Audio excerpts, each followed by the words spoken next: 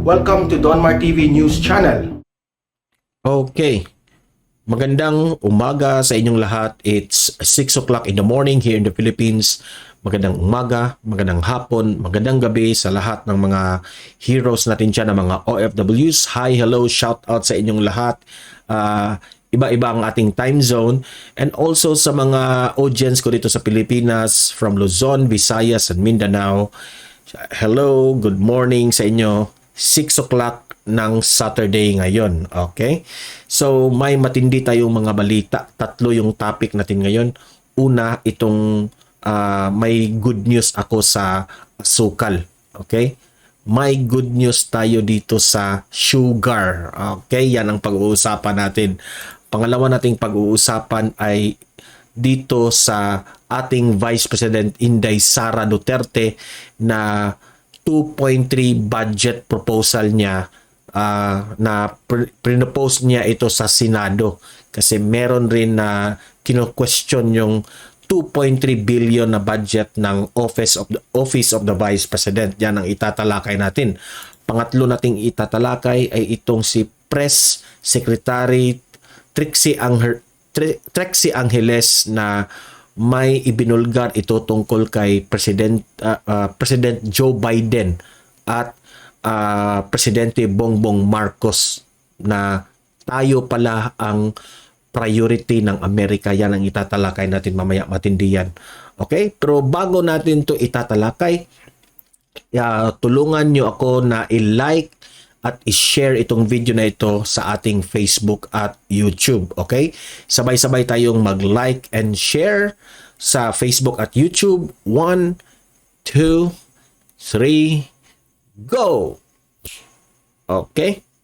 Naka-like and share na. Importante yan para kakalat itong video natin sa taong bayan. Okay? Makatulong tayo. And also guys, itong Donmar TV sa Facebook at YouTube, i-follow at i-subscribe ninyo. Okay? Follow and subscribe. Ready? 1, 2, 3, go! Okay. Importante rin yung follow and subscribe para lagi kayong ma-notify, ma-update kayo sa mga balita ng Donmar TV. Okay? Thank you very much. Ito munang sugar ang ating itatalakay. Ayan. Nakasabi dito sa Manila Bulletin na White Christmas asahan ng publiko sa sugar producers. Alam naman natin na the previous months and ngayon, no, talagang mataas yung tumaas yung presyo ng asukal at ilang weeks na sinolve yan ng ating Pangulo, medyo bumaba ito ng konti. So pasalamat na rin tayo na bumaba yung asukal. Ngunit ngayong sabi ng balita, sabi ng mga expert sa asukal na yan, ngayong December, no, good news kasi alam naman natin na meron tayong mga preparations, pagkain, no, may magluto-luto tayo during Christmas. Aasahan raw natin na itong asukal ay bababa yung price, no? Maging mura itong presyo ng asukal natin. So this is a good news sa atin, no, na pamasko ng ating Pangulong Bongbong Marcos. So babasahin natin yung balita. White Christmas asahan ng publiko, Sugar Producers Group. Yan, bababa ang presyo ng asukal at dadami pa ang supply nito sa bansa ngayong Christmas season. Wow, this is good news. Ito ang pangako ng United Sugar Producers Federation of the Philippines o USPFP. Nitong Biyernes, no, kahapon, sinabing mararamdaman ang pagtaas ng supply ng produkto ng Nobyembre. So this November, maraming asukal. No, makikita natin sa iba-ibang department stores, groceries, ang produkto ng asukal, dadami raw ito. Umiipon pa yung sugar mills, iniipon pa yung mga araw para sa pag-fire up ng refinery tuloy-tuloy. So that's scheduled for I think middle of November. Pagdidiin ni USPFP President Manuel Lamata sa isang panayam. Si Manuel Lamata ang nagsabi niyan, ha, na umiipon pa yung sugar mills. Okay? So, ayan. Yan ang sabi niya, I can guarantee you, I give you my word, babagsak yung presyo at babagsak yung presyo, saka dadami yung sugar for December, White Christmas. This is pamasko ito ni PBBM natin, okay? So inaasahang bababa mula sa 70 pesos hanggang 80 pesos ang kada kilo ng asukal sa pagdating ng 150,000 metriko tonelalang asukal na inangkat ng pamahalaan sa pamamagitan ng Sugar Order number 2 ng Sugar Regulatory Administration. So ito yung inimport na 150, di ba? Matandaan natin na binalita ito. Kaugnay nito, nananawagan naman ang Department of Trade and Industry, DTI, sa mga supermarket na panatilihin pa rin ang price ceiling nga asukal na 70 per kilo hanggang Pasko. Ayan. So, yan. Magandang balita ito, ha. Expect Christmas na pababa ang presyo ng asukal. Okay, that's good news. So, pangalawa nating pag-uusapan ay itong si Vice President Inday Sara Duterte. Office of the Vice President ready to defend 2.3 billion budget proposal in the Senate. I think this will be happening on Monday, no? Mag-hearing sila dito at aabangan natin to. Haharap si Vice President Inday Sara Duterte sa Senado to explain the 2.3 billion budget, no, na pinropose niya. Ito kung ma-approve itong kanyang budget, no? Okay, so babasahin natin ito. So, the Office of the Vice President OVP said Friday it's ready to defend. Okay. Kahapon, ito ay sabi niya kasi Friday kahapon, no? Na ngayong itong 2.3 billion ay handa na si Inday Sara Duterte na mag-defend dito sa Senate. So this came after the House Representative approved on Thursday kasi sa House of Representative inapprove ang kanyang budget. So ngayon naman hearing naman ito sa Senado siguro, no?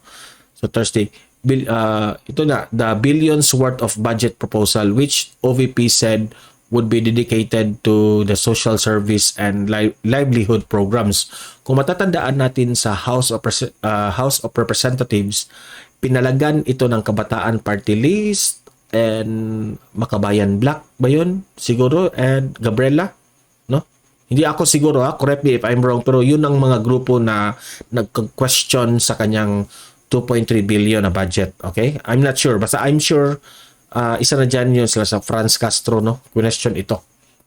So, during the term of former Vice President Leni Robredo, the OVP's budget was around 720 million in 2021, the last full year of term. So, parang sinabi dito na yung panahon ni Vice President Leni Robredo, former Vice President, at ngayon si Vice President Inday Sara Duterte, talagang malaki yung difference. Ang budget ni Leni Robredo ay very mababa. Kasi hindi siya binigyan ng gabinete ni Duterte noon, di ba? So, alam nga naman, bigyan yun ng malaking budget yan, di ba? So, ngayon, sa year 2023 lang ito. Itong, I think 2.3 billion sa isang taon lang ito. Itong 2.3 billion ni Vice President Inday Sara Duterte. Na-approve ito sa House, pero I'm pretty sure na i-approve rin ito sa Senado, no? Siguro si Hontiveros lang siguro at si Pimentel ang papalag dito. Pero I'm sure na I think yung 720 million na budget ni Leni Robredo noon, whole year na yun, from first year until ika-6th year niya. 720 million lahat. No? Correct me if I'm wrong, I'm not sure. Pero itong si Vice President Inday Sara Duterte ngayon, 2.3 billion in just 1 year. Kasi, the president, ang ating PBBM natin ay has full trust on her. No? Sino ba namang aayaw dyan? 2.3. Maraming gustong gawin ng ating Vice President at talagang we trust her. No? The 31 million trust Inday Sara Duterte. Unlike Leni Robredo at that time na hindi siya binigyan ng budget ni Pangulong Duterte. Hindi siya binigyan. So, during the term of former President Leni Robredo, the OV budget was around 720 million in 2021, the last full year of his term. So, inaasahan po natin na magtatanong din, yan, ito ang sabi ni Vice President Inday Sara Duterte, ha. Inaasahan po natin na magtatanong din ang ating mga senador ukol sa ilang provision sa OVP budget, pero handa naman po tayo ipaliwanag mabuti ang lahat ng mga ito. We're expecting that, yan ha. So, Reynold Monsayak, spokesperson of Vice President Sara Duterte, said in a statement. Hindi pala sa Inday Sara Duterte ang nagsabi nito. Spokesperson ni Vice President Sara. So, according to the OVP, the current lineup of the programs under projects, programs and activities, PPAs, are expected to expand as additional projects will roll out soon. Ayan. Isa ito sa mga bakit malaki yung 2.3 budget ni VP Sara. Okay? So, ilalahad yan lahat. I-explain yan lahat sa Senado. I think this will be on Monday. The new programs will include the Magnegosyo Taday. Ayan, a livelihood program implemented by Duterte when she was still in Davao City Mayor to. Ito, dati itong programa ni VP Sara, itong Magnegosyo Taday. So, ito ay ipinalawak na ngayon sa buong Pilipinas siguro. Ha? So, kaya ito naging 2.3 billion. At marami pa yan. Marami pa yan. Itatalakay yan ni VP Sara. During the House hearing, ito sa House of the Representative, which eventually approved the OVP's budget proposal, Davao de Oro 1st District Representative. Ayan. So, imungkahi dito na inapprove kaagad ng House. So, sa Senado na naman siya mag-explain. Zamora said OVP's satellite offices, ito pa rin. Budget rin ito kasi itong opisina ng Vice President natin ay maglagay siya ng mga opisina sa iba't ibang parte ng Pilipinas para tayong mga Pilipino ay madali nating ma-reach out ang ating Vice President. Di ba? Ang galing. Noon sa panahon ni Leni Robredo, siguro nandun lang sa Manila yung iba. Sa Luzon lang. No? Hindi kagaya dito sa ating Vice President ngayon na maglagay sa Mindanao, maglagay sa Visayas at sa Luzon. Every island sa Pilipinas lalagyan ng mga satellite offices para madali nating kung meron tayong gustong magpatulong sa ating Vice Presidente ay agad niyang maaksyonan. Yan, ang galing ni Inday Sara. So, Monsayak expressed his gratitude on behalf of the OVP's lawmakers who participated the hearing. That was sa House. So, ayan. This is a good news. Kayong mga audience ko dito, anong masasabi niyo tungkol dito? Libre kayong mag-comment, mag-react. Okay ba kayo sa 2.3 budget ng Vice President Inday Sara Duterte? Mag-comment, mag-react, babasahin natin yan lahat. Okay? So, itong panghuli nating pag-uusapan ay ito ngang binalita ng Manila Bulletin na si Press Secretary Trixie Angeles may ibinulgar itong nangyari na para sa akin ay masyashock tayo dito na tayo pala ang prioridad ng Amerika sa ginawa ni Presidente Joe Biden ng Amerika. Okay? Malacanang is insisting that the meeting with President Ferdinand Bongbong Marcos Jr. was the only one that U.S. President Joseph Biden granted explicitly for the sidelines of the 77th session of the United Nations General Assembly. Oo nga. and that other requests were made even before that said event. So ibig sabihin sa madaling salita, sa sobrang busy ni Presidente Joe Biden, ang Pilipinas lang ang what do you call that one? Pinansin o binigyan ng oportunidad na ma-meet. No, maraming leaders. Pero tayo lang ang Pilipinas na pinili ni President Joe Biden na makita ang ating Pangulo at makipag-usap sa from cabinet to cabinet.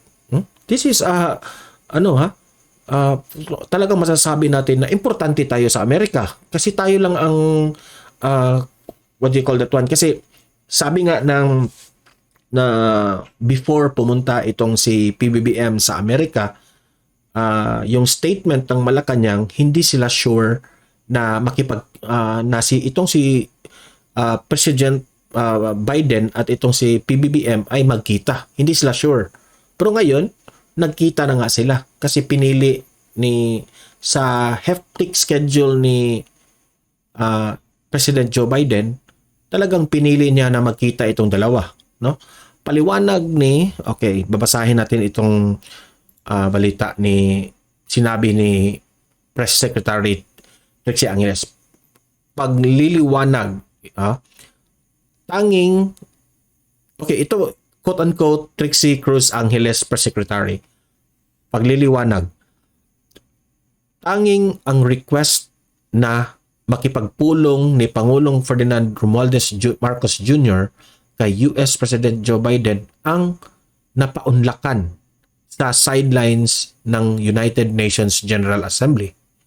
Marami pong ibang nakiusap, okay? So maraming ibang mga countries, mga leaders na nakiusap na makaharap itong si Presidente Joe Biden. Ngunit ang napagbigyan lamang ay ang kahilingan ang napagbigyan lamang ay ang kahilingan ng bansang Pilipinas. Kung kaya't kita ang kahalagahan ng meeting na ito ng dalawang leader. Di ba?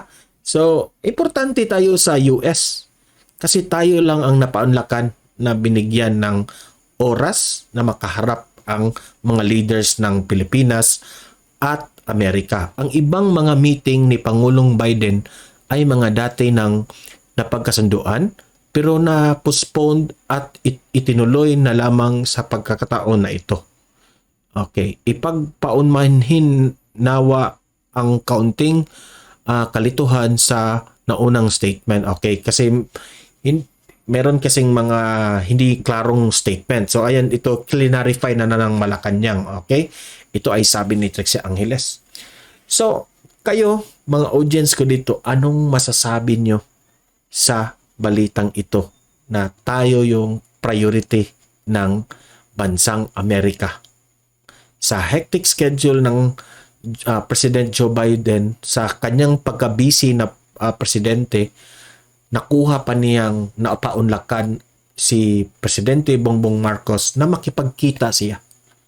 Okay? Sa dami-daming leader, si PBBM ang kanyang pinili na bigyang oras na makipagpulong ang mga gabinete at itong dalawang kasi busy itong si Joe Biden, hindi ito basta-basta. Marami itong ginagawa. Halos buong bansa sa mundo. Marami itong mga appointments. Pero pinili pa rin niya na magkita itong dalawa. So mag-comment, mag-react kung ano ang reaction nyo tungkol dito. Anong masasabi nyo? Okay? So yan ang ating balita. Importante na i-like at i-share itong video na ito para kakalat itong sa taong bayan, itong mga good news na binalita natin. And also, i-follow at i-subscribe itong Donmar TV para lagi kayong updated kay Presidente Bongbong Marcos. Okay? At itong Vice President Sara Duterte natin na laging sinasabing mahalin natin ang Pilipinas. Okay? So, see you in my next video. Have a great day and God bless everyone.